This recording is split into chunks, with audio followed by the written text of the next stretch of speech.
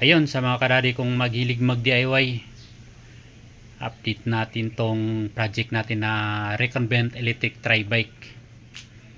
So medyo natagalan ako nag-upload ng video dahil nag-experiment muna ako ng mga sprocket dahil hindi ko mapatakbo ng maayos. Ito, bili ko ito sa Shopee. So 50-40. Mahirapan yung electric motor natin na patakbuhin.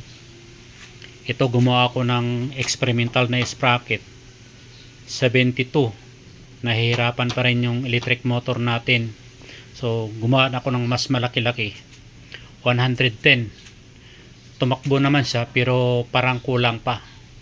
Kaya ito, gumawa din ako ng 130 teeth na sprocket.